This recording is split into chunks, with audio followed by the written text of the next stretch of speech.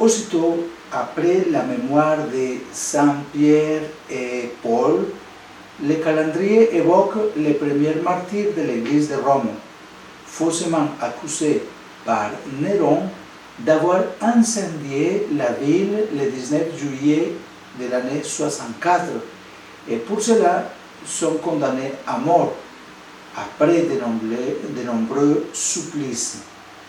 La persécution s'éteindra jusqu'à l'année 67.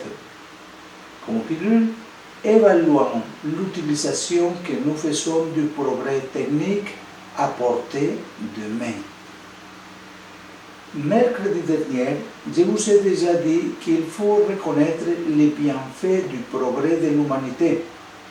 La technoscience bien orientée non seulement peut produire des choses réellement précieuses pour améliorer la qualité de vie de l'être humain, depuis les objets usuels pour la maison jusqu'aux grands moyens de transport, ponts, édifices, lieux publics, mais encore est capable de produire des beaux et de projeter dans le domaine de la beauté l'être humain immergé dans le monde matériel.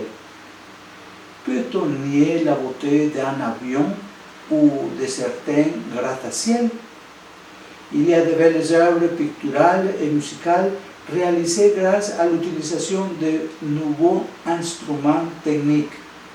Ainsi, dans la recherche de la beauté de la part de celui qui produit la technique et en celui qui contemple cette beauté, se réalise un saut vers une certaine plénitude proprement humaine. Mais nous ne pouvons pas ignorer que l'énergie nucléaire, la biotechnologie, l'informatique, la connaissance de notre propre ADN et d'autres capacités que nous avons acquises nous donnent un terrible pouvoir. Mieux, elle donne à ceux qui ont la connaissance et surtout le pouvoir économique d'en faire usage une emprise impressionnante sur l'ensemble de l'humanité et sur le monde entier. Jamais l'humanité n'a eu autant de pouvoir sur elle-même et rien n'est garanti qu'elle s'en servira toujours bien. Surtout si l'on considère la manière dont elle est en train de l'utiliser.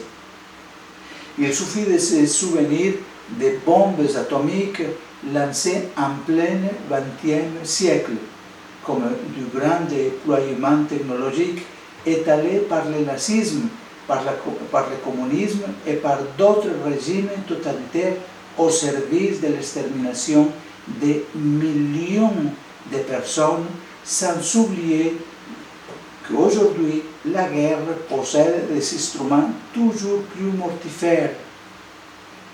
En quelle main se trouve et pourrait se trouver tant de pouvoir?